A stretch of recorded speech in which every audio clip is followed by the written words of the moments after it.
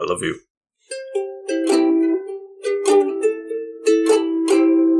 Welcome back to the Couch Potatoes. I am the Green Traveler from Gorsh.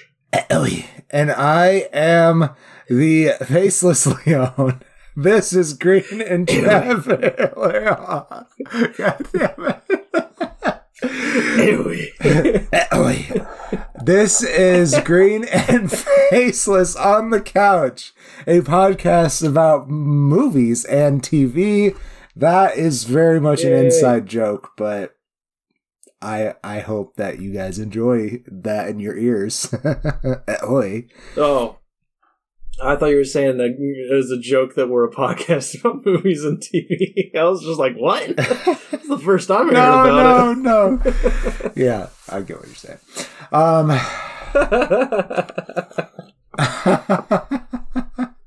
Well, this has here. been a 3-year running joke on Greg Callahan, who really thought we were going at this.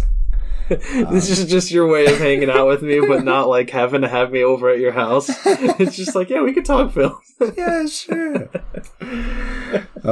No, we have fun on this show, and I like it. And this is the potato pick, so somebody else likes it too. Yeah. Because they decided to give us their patronage, and we appreciate that. This comes from Gage, right? Yep, Gage Andrick. Thank you, Gage, for your patronage. They have decided upon a Trilogy Triumvirate, that was voted upon by our other patrons. So if you're interested in joining in on the potato pick, please go on down to patreon.com/greenandfaceless.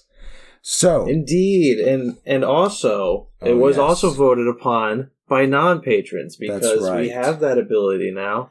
We just want to remind people that the vote is open to the public. Anybody who hears this can go down to that link that you mentioned, patreon.com/green and faceless.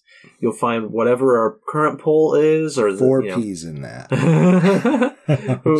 You can find our current poll. Maybe you could find or whatever is being suggested for the next poll. Yeah. That, however, the suggestion is just a patron only benefit. Right, so if you want to suggest, you got to get on the Patreon. But we had more voters this time. I can't remember the exact tally, but we had a few more people vote, and so thank you for that. We greatly appreciate it. Please. Yeah. We also got a lot of views in France, like nearly 100. Ooh, well, that's exciting. I love you, France. Not listens.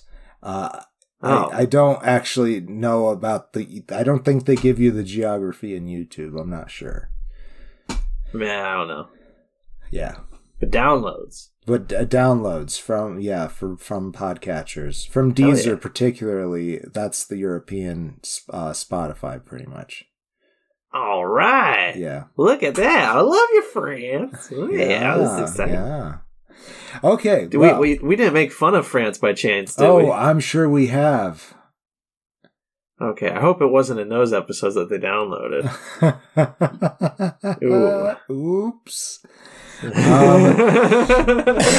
So we're here to talk about How to Train Your Dragon, a animated film, 3D animation. The first one came out in 3D. I don't know if the other two did as well, but I'm sure they did. Yeah. I'm sure. I mean, it comes from DreamWorks, though. That's exciting. It's not a big old Disney bad boy or any of those. And you get to watch the recent evolution of the DreamWorks logo, which is exciting. Because when we were kids, it was practically always the same. Yeah. Like from Shrek forward. Yeah. From Shrek forward, it was pretty much the same. Yeah. Yeah, someday we'll have to cover Shrek, I'm sure. Oh, We're making another one. Did you hear? Well, they always planned to make 5. Did you know that? Wait. I think this would be Did they make a 4th one? Yeah. I did not watch the 4th one. I thought I thought the most recent Puss in Boots was the 5th overall. Oh no, that's the 6th then. My God, that's too much. So it is actually not Shrek Forever. It's Shrek Forever After, I think. And yeah, it's not the last one. Okay. Of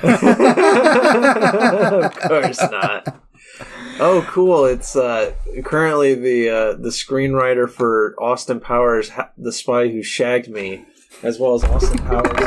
Oh no! Oh no! I knocked everything over. I'm dead! Oh no! I knocked my phone over. Oh jeez!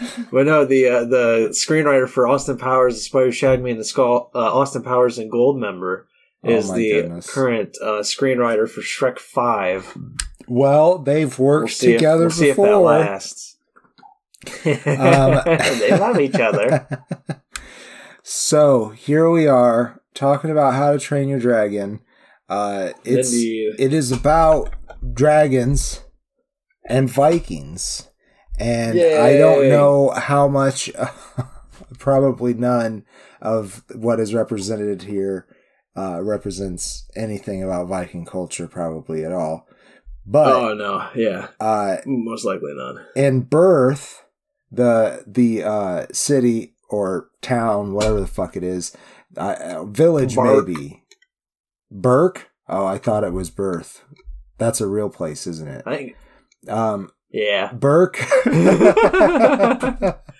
Burke is a place where these Vikings live in fear of these dragons, and they train to be dragon hunters because the dragons steal their flock and shit, and it's been an ongoing war for generations, apparently. Yeah, dragons are bad, okay? Yeah, okay. And Hiccup, though, is not a very apt warrior. And so he's trying to make up for his lack of strength with his ingenuity and go-to-edness. And he devises a crossbow. Let's see how many more words I can pull out my Thor ass.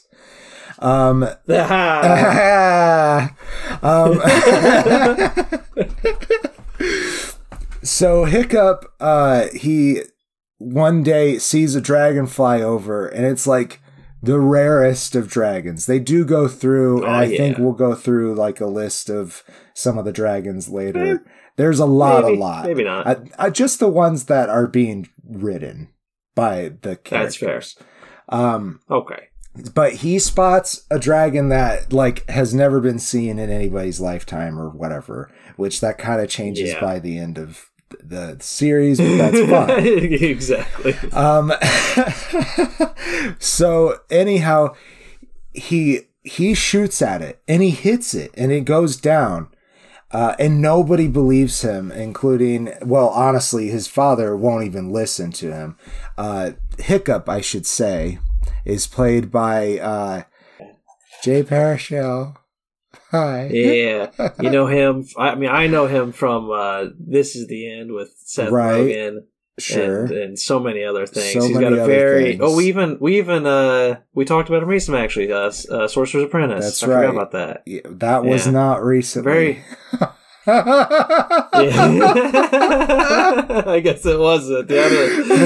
But no, that was like... He's got such a very iconic voice. And that's my like biggest issue with this first movie, is Hiccup is a child. Throughout the entirety of this film. And Jay Baruchel sounds the most furthest thing from a child possible. But he also has in real life this kind of boyish charm, I feel like. But like every time that the Hiccup spoke in this first movie, I'm like, no. Yeah, I agree with you. I agree with you. I can't defend it. But the voice is definitely iconic for Hiccup. I think his, like, as a voice actor, he's good, but also just hilarious. He's great, yeah. Like, I mean, because he's got such a unique voice, it's like, okay, that's Jay. I never remember your name or your last name. I apologize. Baruchel. It's a hard last name, let's be honest. Yeah. Baruchel. Baruchel. I like it. I mean, I could even be pronouncing it wrong. I can't remember ever hearing it, and we should be better about this, maybe. No, it's fine. Yeah, research ahead of time is hard, guys, okay? We got jobs. They're never going to listen. But if you pay more... Never mind. We'll cut that. But yeah, he Hiccup shoots down the Night Fury. I don't know if we named it earlier. It's called a Night Fury. Yes, that's right. I don't know if I did either. It's all black and sleek, and that really people only know it's silhouette. And he finds it again after Stoic, his father, the chief, does not... What a name. Yeah. Stoic, I know. And it just works really well. And I believe... Is that Gerard Butler that plays Stoic? Yeah. Yes. That was... Stoic was voiced by Gerard. Doing his best. Dad. It works. It works very well. It does. Stoic is just ginormous, a ginormous Viking man, and he's like a legendary hero to these people. And yeah, so when Hiccup does not like meet his standards of what a man should be, it like Stoic like just keeps on. He loves Hiccup, no doubt. He loves him, yeah, but he does not believe in him. He in fact, hardly gives him the time of day to talk to him. He just comes in and says, "Hey, this is how things are. I'm sorry if I've been distant. Okay, goodbye." So Hiccup goes out to try to prove that he shot down this Night Fury, and he finds the dragon, and it doesn't have any teeth when he finds it. So he names it Toothless. Finds out that the teeth are retractable, which that's fun. Yeah. I don't know why that's necessary, but it's cool. Yeah. It's fucking awesome. Also, like, they shoot like this lightning fire. It's crazy. Like, all the dragons do different things. Yeah. This is also like, there's a lot of cool dragons in this series, but in this movie, this is like the only cool one. Yeah, I mean, that's so true. Well, I guess the alpha at the it's not the abomination. Cool. Alpha, that's it. For whatever reason, I can only think of abomination. I was like, I know it's not the abomination.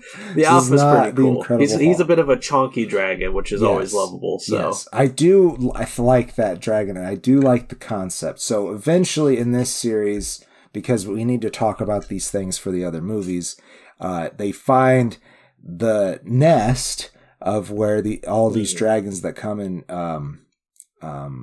raid Burke, and they find that deep within they're all being controlled by this one ginormous dragon, and they just constantly are throwing food at it to appease it.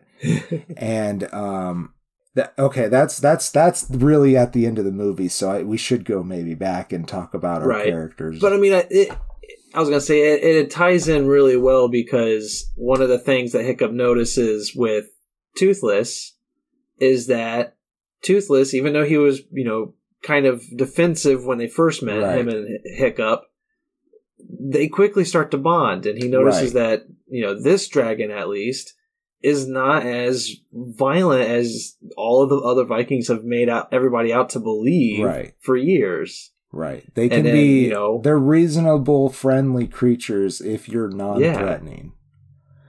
And as you mentioned with the nest, what you eventually find out, spoilers for the first movie, but it's important for the other two, is that dragons are, all dragons pretty much are reasonable. Mm-hmm. It's just the only reason they were attacking the villages was to feed this fucking alpha. Yeah. So it's like, now that after the events of the first movie, you get more of a progression between dragons and people, and it's really cool. But we'll get to that. Yeah. In this one, Hiccup has to hide Toothless from everybody while he's starting to grow to love this dragon. Because he's afraid of how everybody's going to react. Yeah, at the same time, he's being trained how to kill dragons. Yeah, exactly. And so he uses this to actually become the top of his class, but he has a tough start. And his teacher, Gobber, is voiced by Craig Ferguson, and that's fun. Jesus. Gobber is definitely a trip. I'm pretty sure that he's queer. I feel like he's queer-coded, at least. There's a few lines, just throwaway lines, like he's never been with a girl, or he never has stuck around with a relationship anyways. And I'm like, why can't he just be a gay Viking? That's what How to Train Your Dragon 4 is going to be. It's going to be Gobber. And I don't know if there will be a 4. No, probably not. But I would hope not. Given the ending of the third one, I would hope they What do you mean? Wouldn't ruin that. Because it would ruin the integrity of the entire fucking movie. You are right. But they probably will bring it back because they can do that, and they will ruin it. Money! Give us money! Yeah, they will ruin it. Anyways, like I was saying, it should be Gobber and Eret, son of Eret, running away together and living in the Dragonland. That would be... I'd be okay with that. Yeah. That'd be great. Yeah. That would be nice. That would be nice. So... I mean, we'll get to Eret. We will. Let's talk about the other students. So, all of the Vikings, by the way, they have to have tough names or strange names to be scarier than the dragons, is Hiccup's theory on it. And so the only person who has a real person name is Astrid, and that's played by America Ferrera, and which is cool. Yeah. America Ferrera is in that Superstore show though, and I've never seen that. Never watched that. But, you don't go into these things with voice acting all the time to find out who's who. She's going to be in the new the Barbie movie. Oh, I'm nice. excited for that. Yeah, we do want to watch the Barbie movie. So we also have Jonah Hill voice acting in this movie. And he's Snotlout. And, he's like he tries to be super macho. Yeah, you should talk about Snotlout's dad. I mean, he's not a big part in the movie, but Snotlout's dad. I forget. It was David Tennant. Oh, that's right. He literally has Spite Lout. He's got like maybe 2 lines, if that. Like, I just heard his voice, and I was like, I know that voice. I was like doing the dishes in the other room, and I was like, wait a second, rewind it. I gotta rewind it. Oh, God. And then you have Fish Legs, which, honestly, I couldn't catch what they were calling this guy. I don't know why. It's been 3 movies, and I never caught that his name was Fish Legs. It's just not. Is he the bigger one? He's the big guy, and he's played by Christopher Mintz-Plasse. Yeah. Who I also know from a David Tennant movie, Fright Night. That's the only thing I could think of that Christopher Mintz-Plasse is in. Let's see. Oh, I know him. Oh, wait, no, he was the Superbad. Yeah, he was the Superbad guy, that's right. Kick-Ass. Yeah. Yeah. Kick-Ass. He's in Kick-Ass. Dude, I just found something out about Kick-Ass the other day that, like, really blew my mind. What? But the main guy who plays Kick-Ass, Aaron Taylor Johnson, is that his name? I thought it was Christopher Mintz. Oh, no, he's the bad guy. You're right. Yeah, he plays motherfucker or whatever his name is. Yeah, well, I don't know. He plays Red Mist. That was Christopher Mintz-Plasse's character. Red Mist.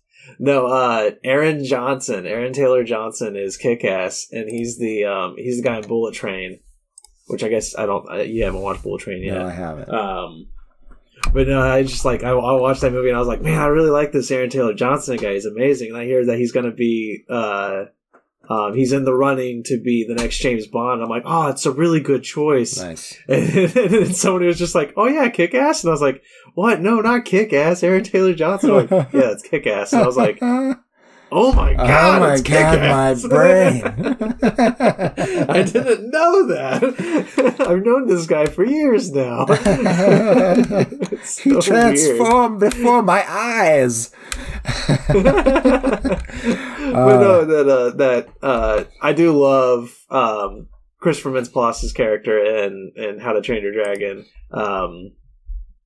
What was his name? I already forgot it. You said it. Fish Legs. Exactly. Yeah. That's not a name that you give a person.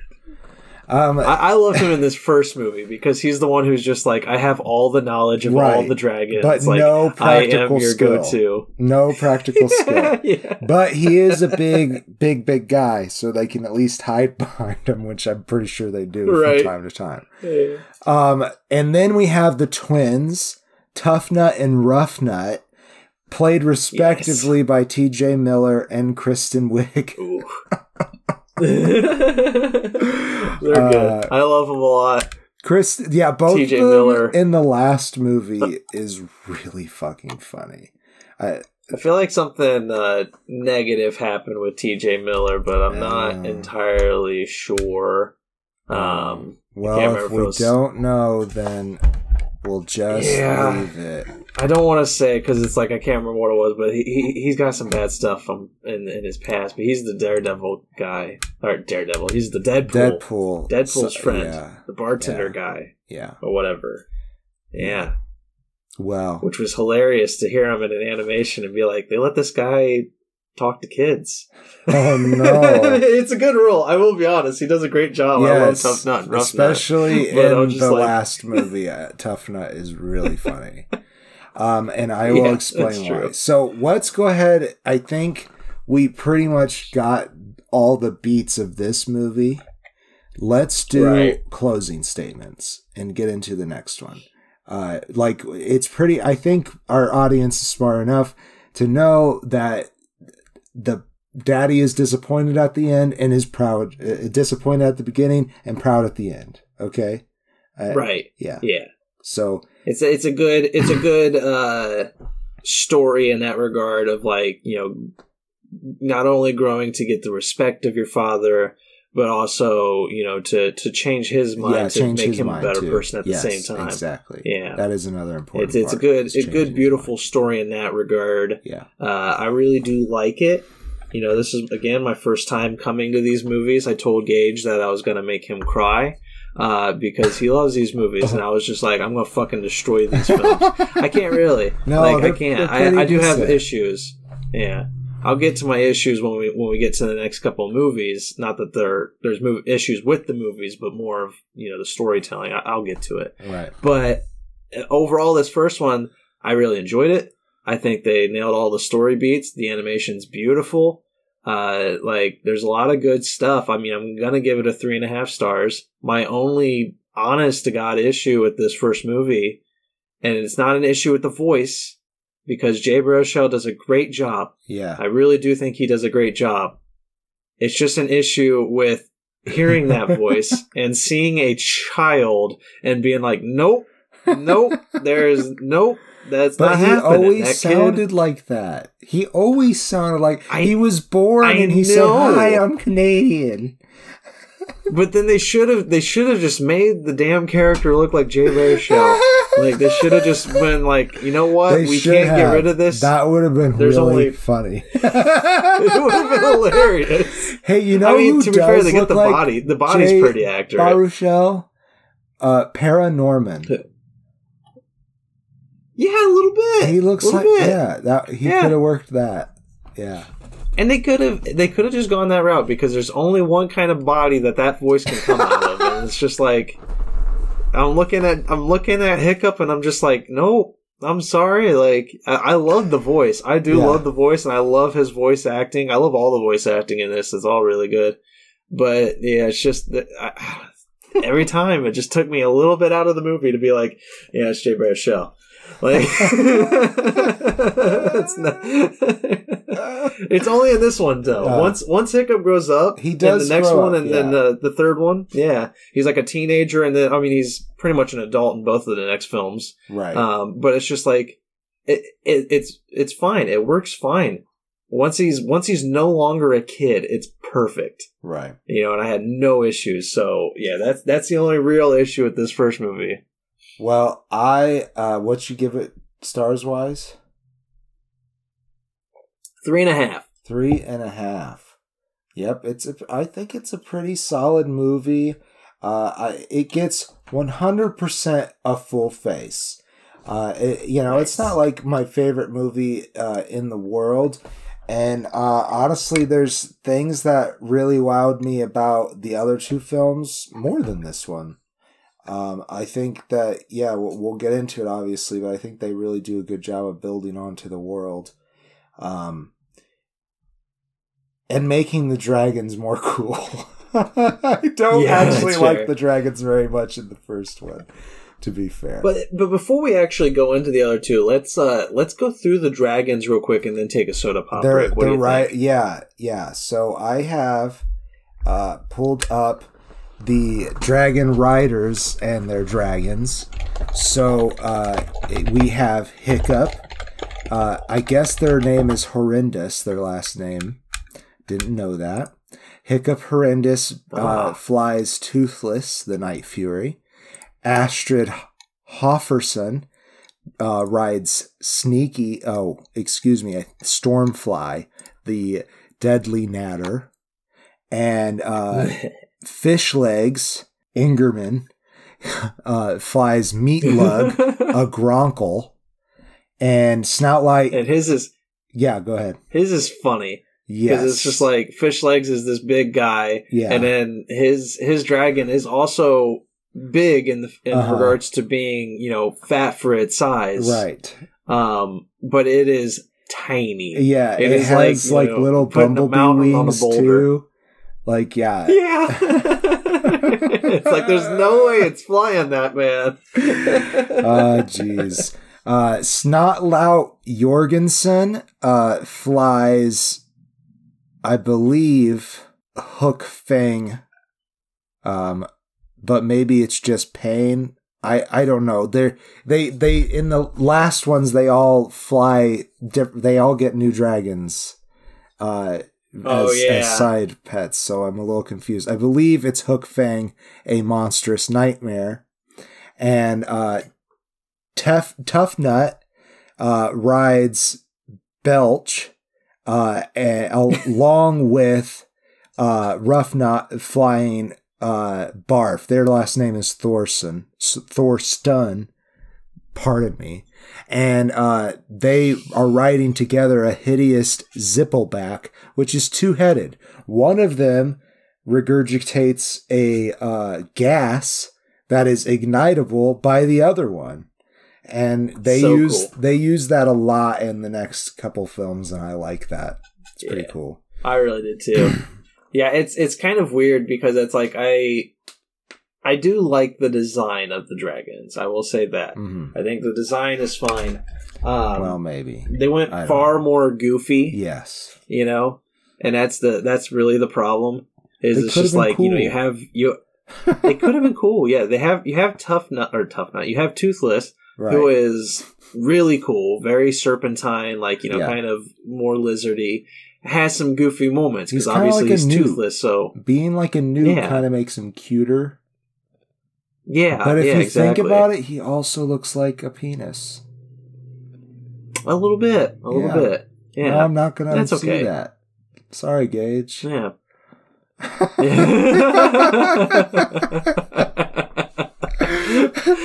But like the other ones are like very goofy. They got like big jaws, square boulder. Like think the wheelchair guy from Family Guy. They got those kind of jaws. Like it's just gotcha. Okay. The jaws, the chin is like Pat Warrington's character, Joe. Warburton. Yeah. Warrington. What's that character's name? Joe. Yeah, I had to fail at saying his name so that I could find the Family Guy character name. It's been years since I watched. That's fair. Yeah, I haven't thought about Family Guy in forever, but that was the first Joel I thought of. I was like, oh yeah, that's that one. Yeah, it's ridiculous. That one could be voiced by Patrick. Yeah, I mean, yeah. I mean, all of them like have that kind of ridiculous square ass jaw, and it's just I don't know. It's kind of goofy on some of them, and in others it works fine. But like, yeah, I do like the dragons. I just feel like they could have made them cooler, but still gone goofy. Yeah. You know? I think as the animation improves in the next two movies, the dragons do get cooler while keeping That's fair. Their original aesthetic. Yeah, I can agree with that. Let's take Alrighty, let's take soda pop break. I love you. Alejandro Ocasio-Cortez is too young to run. There's no big Democrats that are, name grabbing. How old you gotta be? 40? You gotta be 35, and she's currently gonna be, she's 34 next year, so 2028. Yeah, I don't know. Nobody will vote for her. She's too polarizing, which is upsetting, because I want her to run, because she'd be amazing. She's like a Teddy Roosevelt-like figure, she's like, I'm going to stand up here, I'm going to use my fucking platform, I'm going to yell at all you motherfuckers. I'm just like, yes! Take over the world, please! Well, maybe she will be less polarizing in 20 years, when there's a lot less of that generation voting, When the zombies have taken over. Oh, that's true. Yeah, that was an assumption on my part that we would still be here. No. And welcome back. Hey! No, I don't think we can do that because I have no idea where that came from. I just thought it was funny. So no, we're doing it. We're now. doing it now. We're all right, we're stuck. I said the magic words and I fucked up. Okay. Yep. Now whoever's editing this is going to have to figure out the right time to come back in so as to not offend everybody, but to scare everybody. That's right. We need to scare them, but not offend them. Yeah, let's move on to How to Train Your Dragon 2. No subtitles on this one. It's How to Train Your Dragon 2. And then it's not How to Train Your Dragon 3. No. Which leads me into some of my issues. Naming convention. That's one of my biggest issues. No, I'll get to that when we talk number 3. Number 2, my big issue is I read somewhere, I don't remember where, maybe on Wikipedia somewhere, I can't remember. But the director or the writer, Dean DeBlois, I'm probably pronouncing that wrong, I'm sorry, sir. He, initially they only made the one back in 2010. 2014 comes around, they want to make more of them, and he said, I will make another one on one condition, we make it a trilogy. He's like, I want to do a Star Wars-esque style story. He wanted to expand the world, bring in a bunch of stuff, and like make it this huge, kind of trilogy. And I love that idea. Yeah. Except for the fact that they literally reused the exact same villain plot for all 3 films. Which kind of bothers me. A little bit. Except for the first one is almost the exception. But they definitely all have to do with the alpha of the dragons. Yeah. Yeah. And then Toothless being the one who has to save the day. Yes. And that's the second one, is you have this great dragon hunter, voiced by Djimon Hounsou, Drago Bloodfist, a warlord and dragon hunter who wants to take over the world with his dragon army. Yeah. He's got command of an alpha. He's using the alpha to command a crazy army of dragons. Right. Crazy shit, man. Crazy shit. So just to put this out here, people will recognize Djimon Hounsou from several things, including Guardians of the Galaxy. I thought he was in a Star Wars thing, if I'm not mistaken. And most likely. They really were putting that he was going to be an up and up in the 2010s, and he's still working, obviously, but I feel most recently in Shazam. Yeah, I feel, he was the wizard in Shazam, right? Yeah. Yeah. So that was a very small role. He always gets very small roles, and I think he's very talented. I think he's underestimated in his capabilities. So I hope we see him doing more and better things. Yeah, because he's amazing. It's just he's typecast. Yeah, he's typecast in these like tiny villainous roles where it's just like he can always be the main bad guy, but don't give him that much screen time kind of bad guy. Keep him mysterious. I think he has a very good presence on screen. Yeah, I'm in agreement with you. He's fucking amazing. Like he's a good voice actor here. Yeah, Drago is very intimidating. Yeah, and it's good. It's good stuff. Yeah, and the other good stuff on this one is that after proving himself in the last one as an accomplished dragon master, as opposed to a dragon hunter, right? Hiccup is now being eyed by his father to take over the village, total switch, to be the chief. Yeah, and it's kind of funny because it's just like Hiccup doesn't really want that. He doesn't really know who he is. He hasn't gotten to explore himself. He knows he loves Astrid, which was a big development from the last movie. Right. Him and Astrid have a good friendship that kind of immediately blossoms into more in this movie, and it's good stuff. But he at the same time, he doesn't really know who he is, Hiccup that is, and he also doesn't know who his mom is. No, and, that was, something we kind of skimmed over in the first one. She's dead until this movie. So she was dragged away by dragons. That's right.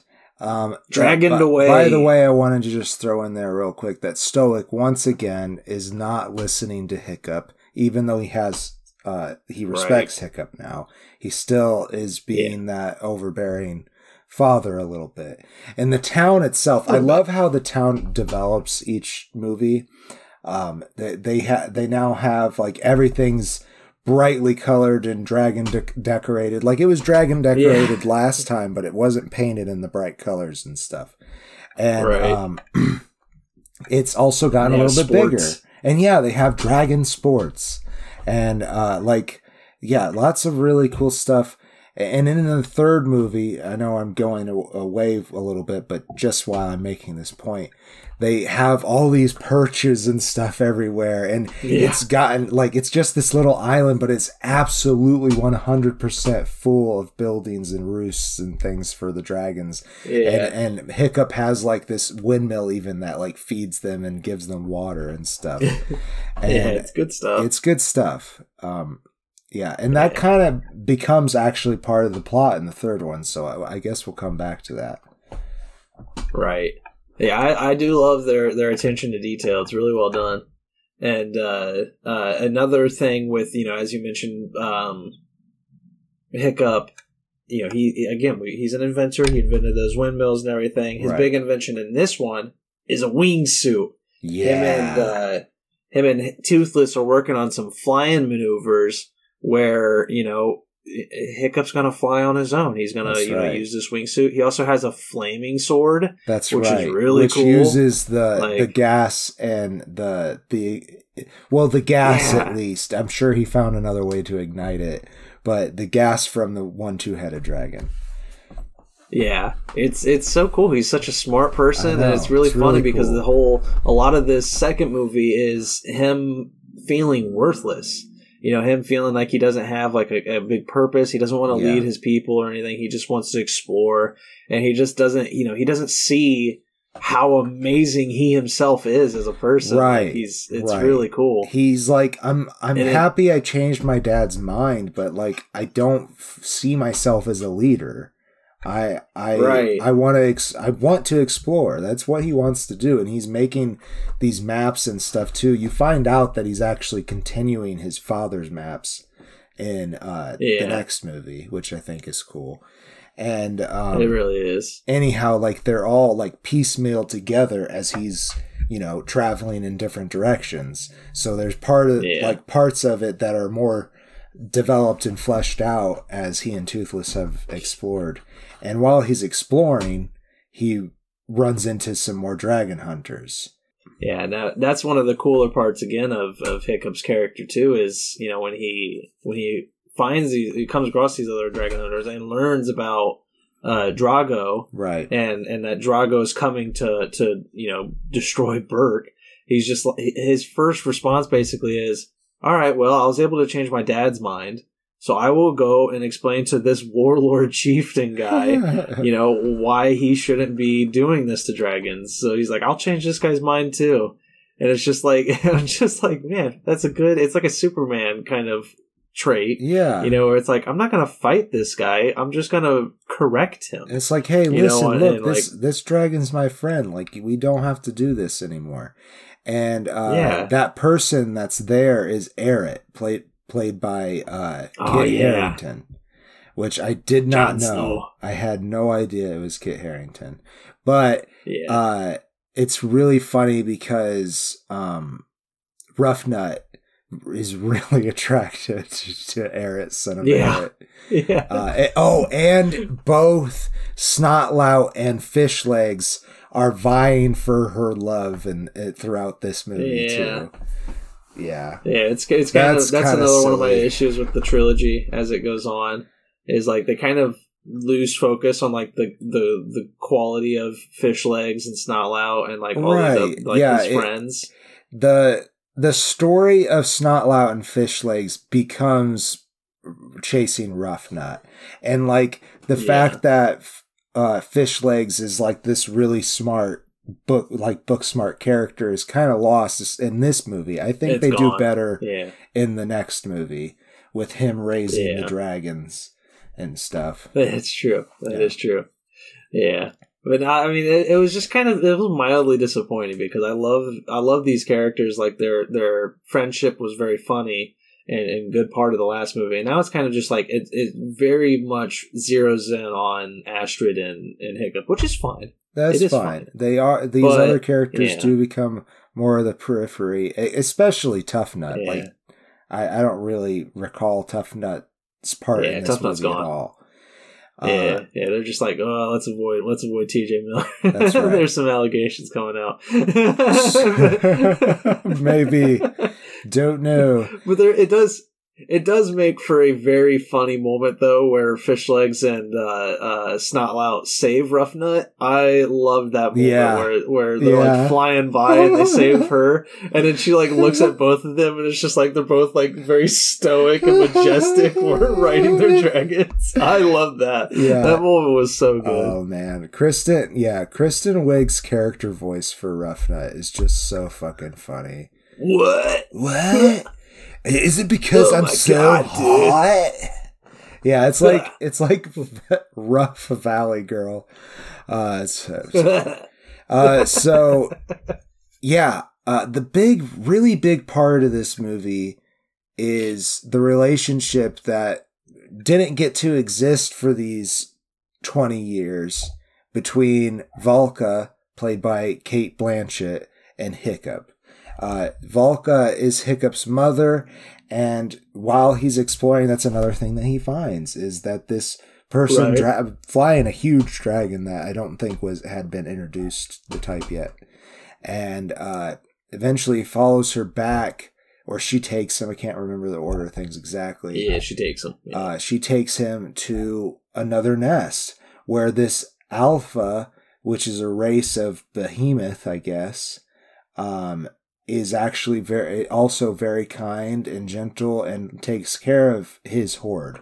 Very different from the other horde, or whatever you call a large group of dragons. Yeah, what a dance, maybe. A what?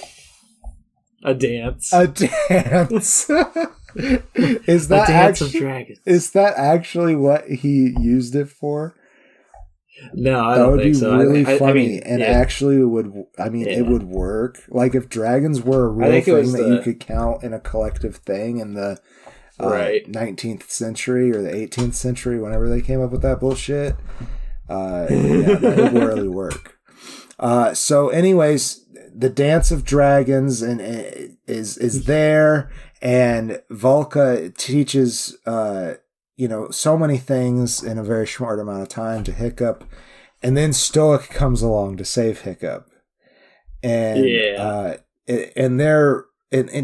Stoic has changed so much since Volca has seen him, and he immediately drops everything and is back in that relationship with her, and it's very cute. Yeah.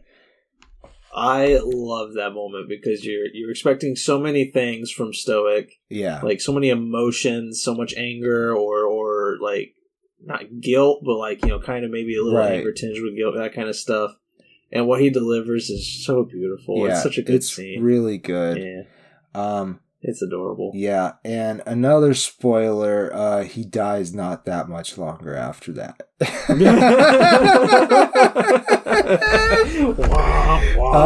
I give that spoiler because I do think it's important to note that Hiccup is Chief in the next movie. Right, yeah. And it's a very good moment. It really is when he, we can say when he sacrifices himself. It's very touching. It is tear-inducing. Like, for me it was. Like, and especially the event of his death, like what causes it is it's traumatic. But how this family consistently responds to things is beautiful. I really do love that. Because after his father's death, Hiccup has a very natural reaction. Mm-hmm. But unlike most people, Hiccup is very quick to realize how, while his emotions are legitimate, while his emotions are legitimate, they're at the same time detrimental to a friendship that could still happen. Right. So it's like, it's really beautiful how everything plays out. I really love that moment. It was really good. Yeah. Yeah, they kind of reuse this in the next movie, which is, it's a symbol of what these films are doing, which is like, we did something really well. We're going to do it again, but slightly differently. Yeah. And I think it's fine, unless there's more that you wanted to talk about with the second one. I think that's we should do closing statements. Yeah. So I'll go ahead and say that I think this movie, I was surprised because it's usually hardly the case. I think this movie is much better than its predecessor, personally. There's a lot more interesting things going on, like all the gadgets and armor and stuff that Hiccup has made for his people. I'm not a huge fan of the whole alpha thing in general. Mostly because they've disproved that is actually a thing that happens in nature. But whatever. Which isn't to say that it can't happen with dragons. With dragons, because they're not real. I agree. Yeah. I agree. However, that the only reason why we think that came into be was just because of the patriarchal view of the world. So I think that for that reason, it has a little taste of cringe for me. But it's a kids movie, and I'm totally past that because I really did enjoy it. I'm giving it a face and a half. I thought it was really great. I thought Cate Blanchett's addition was awesome. Very good. Yeah, and they shoot ice shards. The behemoths do. Oh yeah, it's really cool. It's pretty cool stuff. Yeah. Yeah, and Djimon Hounsou also is a really good addition too, with Cate Blanchett. Both of them together are beautiful. I agree. He's a very stereotypical villain, like very animalistic, macho villain, a little bit, right? But also quiet at the same time. It does work. It's just unfortunately the same thing that they always do with Hounsou. Unfortunately. Yeah, I do think though that's a lot of the message is as you're talking about with the patriarchal stuff is like that's a lot of like why it's wrong, is because not the movie itself, but the message is why patriarchal view is wrong is like the whole thing is about. I mean, just like the first one, he's proving to his father again. He's like, I can be my own man. I don't have to be this big chieftain that you're talking about. True. At the same time, I can learn from the lessons you're trying to teach me. Like how these people look up to me, how I am a hero, whether I recognize it or not. I am a hero to them, and I can use that to be my own version of a chief. It's like, and still think about the people, still care for them and everything. Like, yeah, there's a lot of good messages, I think, in this one. I agree with you. I don't think it's much better than the first one. I think they're pretty much on par for me. Gotcha. I think they're both equally fun. I give them both 3.5 stars. I just felt like the emotional weight was heavier for me. Yeah. And like the only thing, like I'm in agreement with you. The only thing I really have a problem with was the alpha stuff. But my problem mainly just came from the level of control the alpha emits. Yeah. Like that didn't make much sense to me. It's like a psychic thing. Yeah. But it's still beautiful. It's still a good moment when people break free of the alpha, that kind of stuff. Like I do like that. Yeah. So I still enjoyed it. But let's get into the third one. Let's get into the third one. Thanks, Gage, for 3 movies. It's right. The third one, which is annoyingly not named How to Train Your Dragon 3, although you can refer to it as that because people know it for that. Yeah. It's instead referred to as How to Train Your Dragon: The Hidden World. Here's the thing, and I've already mentioned this before on Fast and the Furious. If you're gonna do a fucking series, naming convention is everything. What do you mean about similar? They have a brilliant naming convention in Fast and the Furious. What are you talking about? I'm hanging up on you right now. But no, again, we've already talked Game of Thrones on this. You look at Game of Thrones naming convention. Blank of blank, or a blank for blank, or, it's like a blank with blank. Like, it's all the same. A Game of Thrones, a Clash of Kings, a Sword of Storms. Like, it works. It's poetic almost. It looks good on the shelf. It's beautiful. How to Train Your Dragon. How to Train Your Dragon 2. How to Train Your Dragon: The Hidden World. Well, does The Hidden World come between How to Train Your Dragon 1 and 2? Or is it the third one? Does it come before? Like, there's no way to fucking know. It could be a prequel. Like... It could be entirely different. 3. It could be entirely different cast for all we know. It really could be. It could be a completely new world story. That naming convention is everything, people. Don't make it confusing for me. I'm weird, and I need things to be the way I want them to be. America, white privilege. All right, so in this one. The whole crew is back, including Stoic, and some flashbacks of when Hiccup is a little boy and learning about the world. And anyhow, they find that now the group of kids, quote unquote, who are now adults. They're younger adults, but they're adults. They like have 20. Become. In the 20s. Right. They have become like a stealth dragon flying unit where they go around under Volka's instruction freeing dragons. Yeah. And that's pretty cool in itself.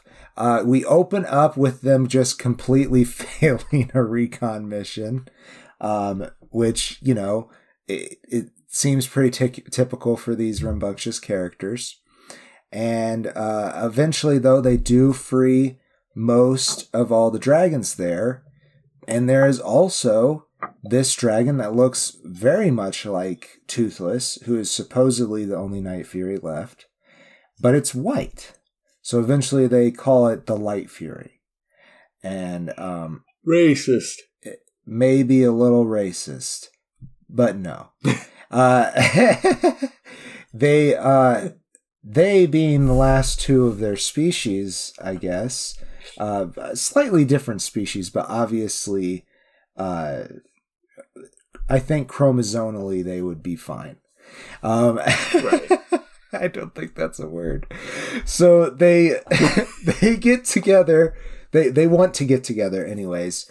But it's kind of hard because the Light Fury is very afraid of people, and Hiccup and Toothless are a unit.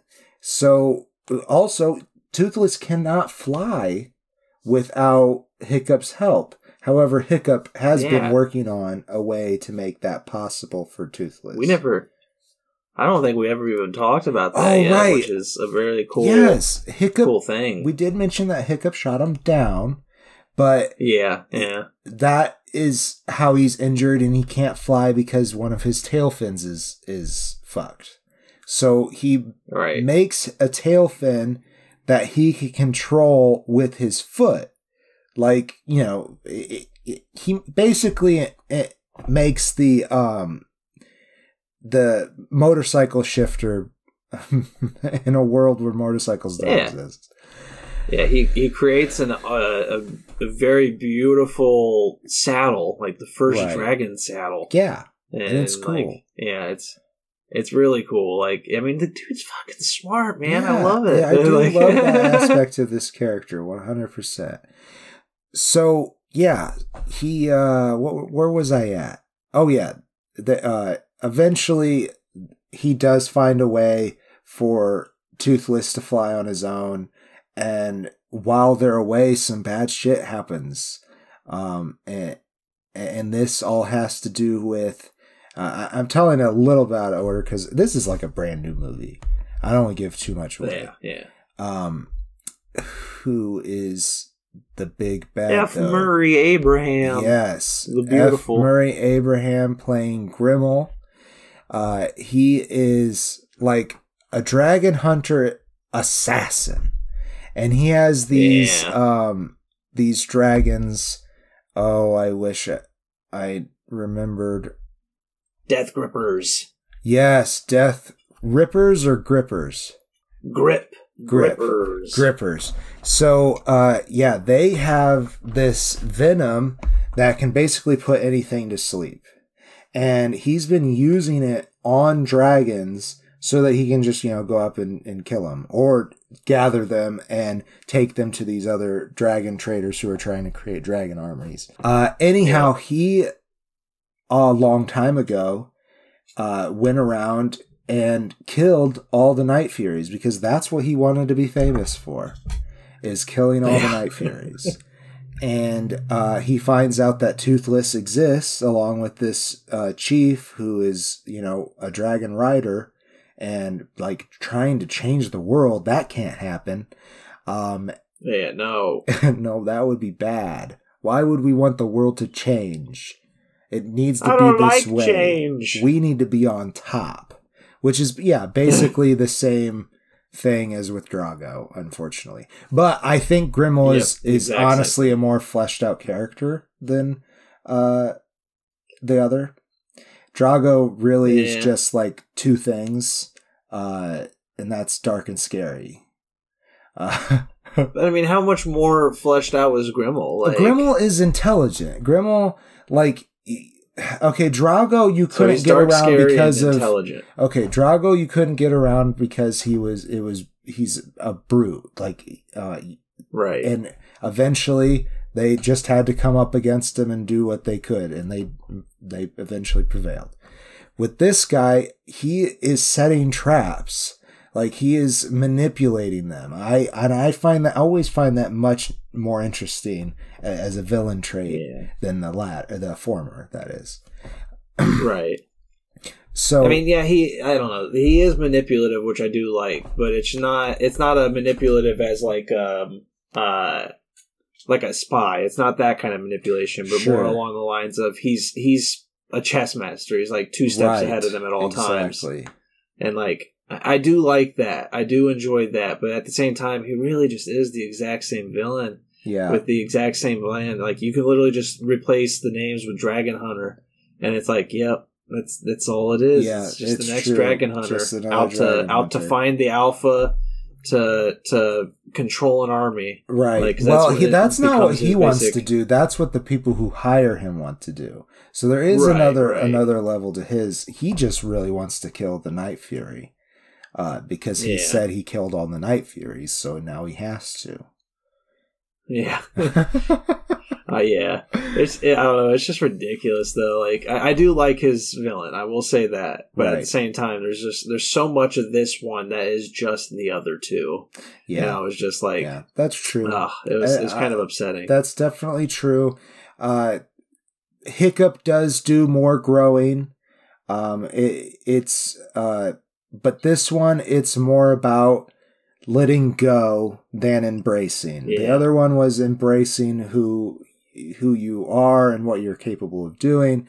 This one was letting go for the sake of others instead of holding on for the sake of yourself. So that is interesting. And for that, I love it. Yeah. I do love it for that message alone, because like that stuff, the stuff with Toothless finding his own, love, his own life outside of Hiccup, like all that kind of stuff. I did love that. That did bring a tear to my eye because it's really powerful and emotional. But the villain and the action, I was just like, this is all the same. Yeah. Except for more coordinated, which I think is also interesting. Yeah. And also, the animation is beautiful. That can't be denied. It's crisp. Yeah, that's true. And another plus to this, I had something. Now it seems like I'm struggling to find something. No. I lost it, but I think we should talk about it more. Oh, why is it called The Hidden World? The Hidden World, not The Hidden Kingdom. That's a different movie, I'm sure. Why is it called The Hidden World? Because Stoic, his like dream quest was to find the hidden world where all the dragons came from, because apparently there's a history where the dragons did not used to be as numerous in the lands of man. So that is why it's called the Hidden World, because Hiccup decides to find it, to try to escape from Grimmel. That's what I'll say. Yeah. And I mean, it's a good idea. I do like it. But yeah, it's just I don't know. There's so much of the same that it just bothered me. I do like, what was her name? What was Toothless's lady's name? Oh, I don't remember. Besides Light Fury. Maybe they never even... Yeah, I was going to say, maybe they never even gave her a name. Maybe she is just Light Fury. The Light Fury, I don't know. I do like the Light Fury.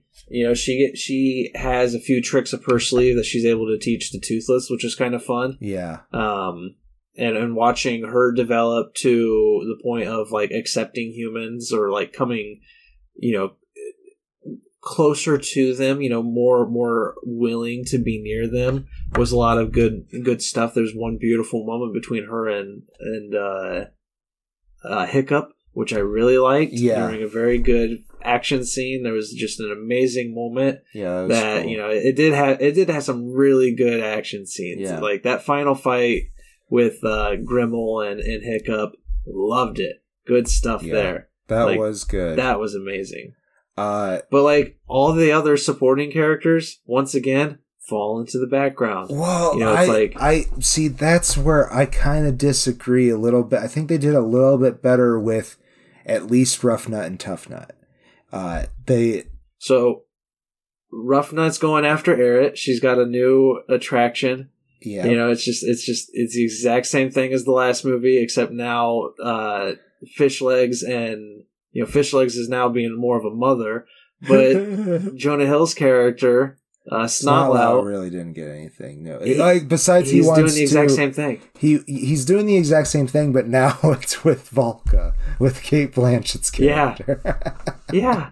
Which is funny, and then Cate Blanchett's character also kind of disappears.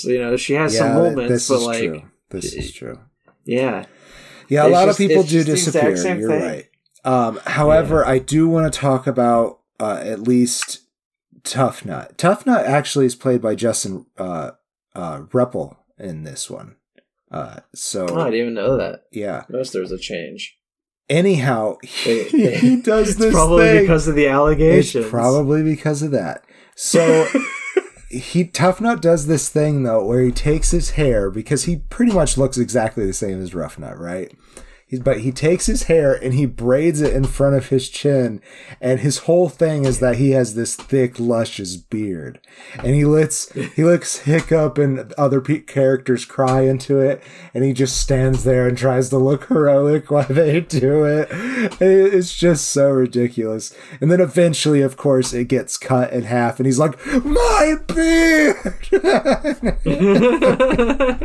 We can't. If we're gonna talk about Tough Nut's beard, we gotta talk about Fishleg's mustache. Oh, that's right. Yeah, he grows this mustache. So I don't know if he's Gobber's kid, but he's like, maybe, I don't know, because it's the same mustache Gobber has, but much shorter. It's really funny. Yeah. It's like a handlebar mustache that's like has ties at the end. It's hilarious. Right. And Gobber's like the only character, I think, that gets more attention in this movie than the other ones. That's true. Yeah, because he gets to tag along for a lot more in this film. I mean, mainly because they're just like, man, we love Craig Ferguson. His voice is fucking phenomenal. So. We don't have Jared Butler as much because we killed him. Yes. So, I'm dead. Gobber's like afraid of these little tiny dragons because there's a superstition around them. Oh my god, I love that. Yeah, it was really silly. Really silly. So not needed at all. No. Its payoff was stupid, but like it was funny at the same time. It wasn't like the Porgs or whatever those were. And let's not talk about the Porgs. All right, so let's do closing statements on this movie. Let's do it. I mean, I liked it. I did like it. I think that it's a good ending. It's fine overall. It's fine. But it's just. I hope they don't make a fourth one because the ending here is good. They have a good ending here. It has a very definitive ending. So please don't. Yeah. Yeah, and I can't for the life of you tell you how much I hate producers being like, that made money, let's do some more of it. Yeah. No, if there's a good ending, leave it alone. I'm looking at you, Star Wars. You know, I wouldn't be offended by a kids' television series, which they already did. And I don't know if that's set between or what. Right. Obviously, it has to be set before the third movie, but... Right. If they're going to do it that way, as you said. Like, do it somewhere where it doesn't really ruin the effectiveness of the movies. Yeah. But, like, for this one, it's too much of the same. It really is. Like, it just bothered me as I was watching it to just be like, all right, now this is going to happen because that's what happened in the last two. I'm A plus. Yep. You know, it's ridiculous. I I'll still give it a 3 stars. It's still really good. It's still the animation's really good. Yeah, the animation, and it moved me. I was moved at the end. So it's like it still did a lot of good stuff. It's just just the same. I get that. Yeah. But you know, that kind of a little bit. This is me being an SI person now. Speaks to the repetitive of myth. Like, there is a cycle to that type of story. So for that reason, it kind of gave it that fantasy feel. It's like, look at these challenges where he keeps on overcoming these bigger and badder things. I just wish it would have incorporated, like, another aspect of these types of films that's in, like, it's in everything. You know, you always have that anti-hero character, like your Vegeta and that kind of stuff. So, like, Djimon Hounsou's character in the second one isn't dead. They don't kill him. They just defeat him. Why didn't they do anything with him in this movie? Why didn't they make him like, you know, it's like, I think this is a year after those events, maybe a couple years after those events. And it's like, why didn't they just have like him come back either as an enemy helping F. Murray Abraham, you know, kind of like your Darth Vader and Palpatine kind of situation.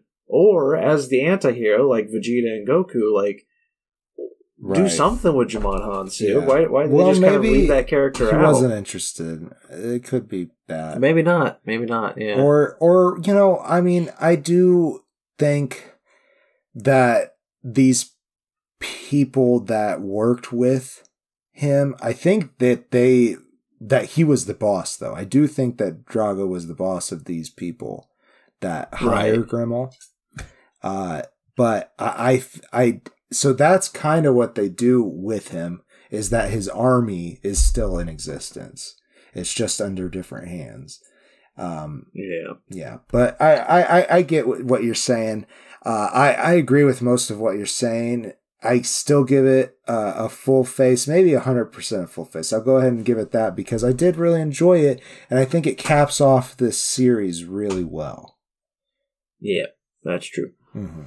I give it to the second one, though. I think it wins the Triumvirate. I think it wins the Triumvirate as well. I really enjoy that movie. I will watch these again. I think I'll give it some time because I'm sure that I'll find more things wrong with them. Right. That was one of the funny things too, is when Gage was telling me about it, he was just like, I love the first one, the second one's kind of meh, and the third one's really good. And I think it's hilarious that I have almost like the exact opposite opinion of them. Yeah, I really like that second movie.